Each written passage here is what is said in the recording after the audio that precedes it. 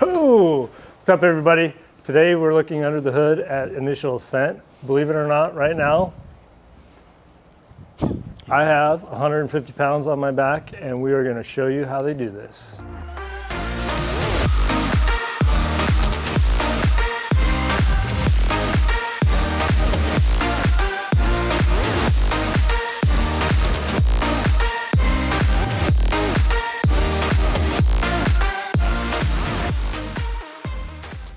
Today, we're at the headquarters of Initial Ascent. We're going to take a deep dive into how they put together their packs and see what that whole process is all about. So come along and follow me. This is Joe, one of the co-founders of Initial Ascent, and he's going to take us through the pack frame and all their iterations that they went through to get to where they're at. So guys, yeah, this was the foundation. I mean, we spent 3.5 years designing this, 3 different engineering firms to come up with something that's only 19 ounces. Yeah, we got guys putting 300 plus pounds on it, which is kind of crazy, right, when you think about it. That is ridiculous. But if you look up there, I mean, it all started, that first one over there that's brown, that's actually wood with a little bit of fiberglass that we took to New Zealand, packed our very first animal was a stag that I killed over in New Zealand on that right there. So that was 5th generation. We ended up coming out with 14 generations before we ever launched this frame, right? So we spent a lot of time working on this, and it's not your traditional type system that we go through to do this. We actually use a vacuum bag system that lays on top of it. We can infuse the resin throughout this. Okay. There's 14 different layers of material within this. It takes us about 4 hours to make one frame, right? Jeez. So when I say this is the most technically advanced frame on the market, we really feel like it is, right? Sounds like it. So, but if you look at it, it's got all these different adjustments here for your torso. So whether you're your height, what are you, 6'2"? 6'2". I'm 5'5" on a good day. You can adjust this, right, for both of us. And then we've got different adjustments up here for the load lifters as well. And then we came out with a female frame, youth frame, that basically shrunk everything down, but all the packs still fit on that same frame. So wow. Pretty cool system, weighs next to nothing, but it'll carry everything you can throw at it. That is pretty cool, the amount of background they have in just their frame alone. But now we're going to go to the meat and potatoes of this pack, which is the modularity of their pack systems. Hey Tyler, so modularity of the pack system. So everything is based on this frame and suspension. Okay, so all of our bags, whether you're talking about the 3K, the 5K, the 8K, or even just the pannier load carrier just to haul out meat, they all go on the same frame and suspension. Within seconds, you're swapping out bags. Awesome. So we kind of start right here. This is our 3K, and granted, all of our bags are generally pocketed the same. The only exception with the 3K, we do have the horseshoe zipper with all 3 of our bags, but you don't have a roll top, okay? Gotcha. The other bags, the 5K and the 8K, the exception is they have a roll top and they're bigger. So then moving over to the next one, you've got that 5K, I think you're familiar with that one. And then you've got the big 8K over there. So if you're going for 12, 14 days, that 8K is gonna fit you just fine. And all of these bags, like I say, are modular on this one frame and suspension. Now over there in the corner, you may ask, what is that? So we've got that's our day pack setup. So we've got our pannier load carrier right there, and you've got your lid. Now this pannier serves a purpose, okay? So it not only helps you keep that meat up high, but this never leaves my frame. It's always on there, because what I'll do, I'll pack back in there with my big bag. Let's say I go in there with the 8K, set up my camp, and I just take that 8K bag off, run the pannier, the lid, and I'm rolling. And I'm also packing meat as soon as I get an animal down. Right. So hey, here's how we store the pannier when we set it behind the back. So it always sits back there. It's always ready to go. It's never in your way. Never leaves the frame. Never leaves the frame. But let's say you want to go into day pack mode, right? You unbuckle this here, and then you've got 6 straps on the side, and you guys will notice a couple things here. You're going to notice an orange bar tack, not an orange bar tack, and then you're also going to notice over here another bar tack that's orange. Same on this side. That's a color code system that we implemented so that you know which colors go to which in the heat of the moment, right? Because when you're at night, out there packing animals up. You're trying to get out as quick as you can. Orange goes to orange, gray goes to gray. So this is how we run the pannier behind it. The lid comes down, attaches like this. Now you got a full day pack system. So this is how you run your day pack system. So what I'll do in here is I'll put, you know, in the mornings I always have my puffy, it seems like. So I'm going to shove my puffy in here. I'm going to put my kill kit in here, right? We do have a bladder storage up top, so I can run up here a 2-liter low profile, and I throw my license in there. But then my lid is huge. You look at the size of this, right? So I can put toiletries, snacks, whatever I need for the day right here that I want quick access to, and I'm good to go. So that's how I run my day pack system. Early season, say for, you know, elk or if it's bear hunting, I'm gonna run this as much as I possibly can. Yep, my deal, I do mostly the same way. And you know, we mentioned that we would have our full bag on, we pack in there, set up camp, and then we go to day pack mode. The cool thing about this is you're packing animals immediately, okay? Mm-hmm. You don't have to go back to that truck and grab the frame pack. You remember those days, right? Yep. So that's the cool thing about that. Now I may vary just a little bit and run another accessory pod right here on the back of it. Okay. And I do that for a couple reasons. One, for extra storage, about 700 cubic inches of extra storage, but also for a seat. I have to have a comfortable You're seat. Old. When I'm old. Glassing bad. Glassing, yep, absolutely. If I'm gonna glass for hours, especially during bear season, I'm gonna have that comfortable seat. I just wanna show you the simplicity of the system. So to keep my pannier nice and tight, I'm just gonna buckle it over on itself. That keeps all this stuff in the center here. And now, having that, I'll secure it down with this middle strap, because guess what? This middle strap doesn't have an orange bar tack, so it's not gonna go to our bag. Our bag, if you notice right here, we have orange bar tacks. Joe talked about that, orange bar tacks, orange goes to orange. So the first thing I'm gonna do to put this bag on is I'm gonna go right over here and go down over the ears, okay? Then, I'm simply going to take my webbing straps on the bottom, go through the common loops of the hip belt, and then back through these ladder locks. I'll do this on both sides here. Now you have the top and you have the bottom secured. Now all that's left to do with putting this bag on is orange goes to orange. Remember we talked about that? And Joe talked about how when you're out there at 1 a.m. and you don't want to think much, we can match colors. Pretty simple. We can do that. We can do that. We can do that. 5.5 proof. Yeah. So then the lid from here, I mean, don't forget you got your load lifters, but one of the things that we did with the lid, and people love this, we actually made these so that the lid will slide over the top of the frame, because we don't like floppy lids, right? So you do that, and then all the weight now of what's in your lid, because we always put a ton of stuff in the lid, right? You're shoving everything in there. And then don't forget, you got your load lifters here for your shoulder straps that just slide in through Really that. easy. Super fast.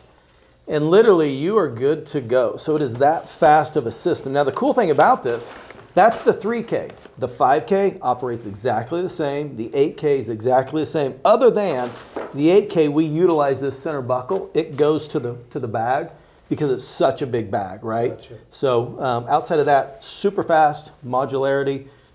Hard to beat that kind of system. So I had a little bit of fitment issues with this pack when I was running it. So I want you guys, the experts, to get this thing to fit me perfectly, and then let's do a stress test, see how much weight I can pack. We'll see. All right. All right, Tyler. First thing I'm going to do when we do a fitting process, we're going to get your torso length. Now you have a big old long torso. Okay. Yes, sir. Unlike myself. So what I'm going to do is first thing I'm going to run this torso length all the way up. Now we've got a 3-point locking system. So 1 point of locking is right here to the frame, the Velcro there. Okay, another point goes around the frame horizontally and goes through the frame. You can kind of see that on the back right there. And then this other point of contact goes through the frame vertically and comes right back over. So I'm running you way up here to the top. I've seen enough torsos, I think you're going to be at that 22, 22 and a half. Okay. Now, we typically start with everything loose, and you want a certain amount of weight on this frame when you try it out. So we're going to throw about 40 pounds on there. Okay. And I like, when I put heavy weight on here, no matter if it's an animal or if I'm training with a sandbag, I want to have this weight up, okay? I don't want to have it any lower than the top of that hip belt, okay? It's all physics, okay? If you move it below that hip belt, all of a sudden you're driving that weight below your hips through your sacral region, and you will feel it. We don't want to feel that kind of pain. No. So, first thing I'm going to do, take these vertical webbing straps, go up here, and now we know that's going to stay put, right? Okay. Okay, then we'll do all 3 on either side. And we just want to get this secure. We're simulating a quarter. So with that, I just like to get them all buckled, and then I'm going to come back and I'm going to tighten them down 2 at a time. Just like that. Now, you got the vertical ones, your torso length set, everything is loose to where you can start, and it all starts with your hip belt. Now, you and I talked about this hip belt and how you can adjust it. And you said you like to wear yours up, right? So we've got about 2.5 inches of travel here that you can set that at different angles. Okay. I like mine in the small of my back. I don't like it going down into that sacral region because of my back problem. So we can do that with this. It's a 2-stage lumbar pad. You've got your pillow top right there. That's going to be against your back. And then you have this closed cell foam that's 1 inch. And that'll be your backstop, if you will, when your weight gets really heavy. Okay.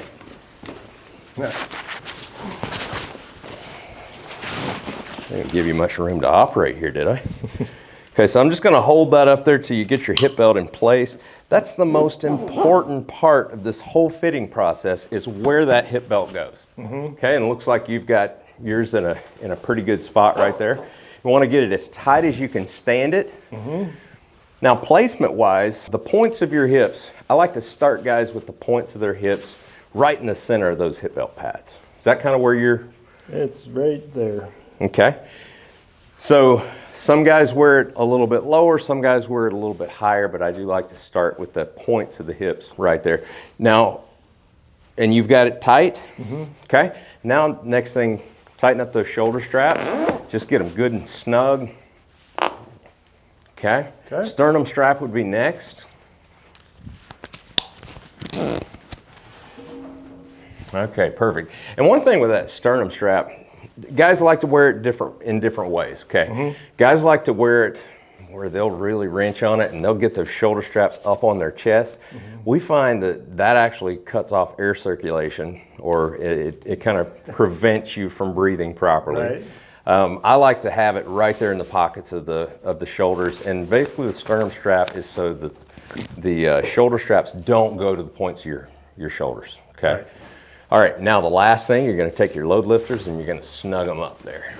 We want a nice 30 to 45 degree angle, and I would say that is about perfect right there. You don't want to feel any pressure on top of your shoulders there. I'm going to come over here so I can see you. Yeah, you want to make sure you've got good connection all the way around, which it looks like you do. You want to be able to get a couple of fingers under there fairly comfortably, so you don't want any weight on top. So what that does is that tells me the weight is down in your hips. That's where we want it. So we want to feel secure, but we want to feel the weight down here in your hips, okay? Now, one thing I'll point out, right above your lumbar area there, what do you feel back there? Like above the, right here? Yes. Nothing. Exactly. That is air conditioned. Yep. Got breathing room, okay? So, that feels pretty good to you? Yep. Okay, now. What is this thing for? I have no idea. But Joe here is gonna let us know. So this here, my friend, is actually originally was designed to carry your rifle, right? Because back when we launched this in 2018, everybody's carrying rifles that are 12, 13, 14 pounds, and you're constantly fighting it, slipping and sliding, right, on your shoulder. So we came up with this design here with a reverse notch to allow you to put your rifle sling right here, run your rifle sling around, and now your hands free running with your trekking poles, okay? Nice. Well, over time, good friend of ours, Dave Baronio, who we've all heard about, Dave came up with this idea of, you know what, I want to make one trip. I'm a guide, I'm carrying all day long. So he started carrying deer quarters. And then a couple days later, he threw up elk quarters back here. So what that allows you to do now, and you'll see, we're going to put some weight on you. Okay. But you're going to be able to stay standing straight. Every other pack goes this way. They stack the meat. It gets exponentially heavier the further you go away from your back. Right. Or they'll go up high, right? Well, with our system, if we can spread the weight across your back, more surface area, you're going to notice you're going to be standing straight up with an excessive amount of weight on you. So you ready to try this? I'm ready. All right. Dennis, will you help me? Gotcha. Okay. So a couple things I want you to think about. How much weight you got on there right now? Would you guess? Shoot. 100-ish? So almost 150. Oh. Yep. 150. So when's the last time you had 150 on and you stood straight up? Probably never. Never, right? Except for a barbell. Because here's what we do.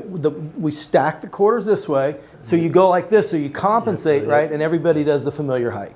Well, if we can get away from that because of the physics of this and allow you to stand upright, the number one thing with guys our age is what?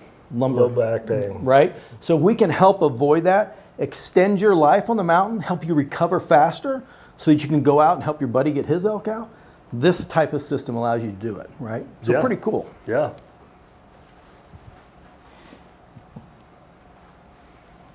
So hey, one of the things about us being here based in Idaho is we can test everything in Idaho. All right? This is steep, deep country, so we can go out, we can put these to the test, and that's what we did. We spent 3.5 years testing this frame before we ever put one out into the field, and we're super excited to be able to do that. Not only is this system simple and modular like you've seen, but we've designed it to carry heavy loads more comfortably than anything. Guys, have you ever had 150 pounds on your back and been able to stand upright? Well, I just did that. Super comfortable. Check them out. We appreciate your support. Appreciate you coming by. And always remember to enjoy your next adventure.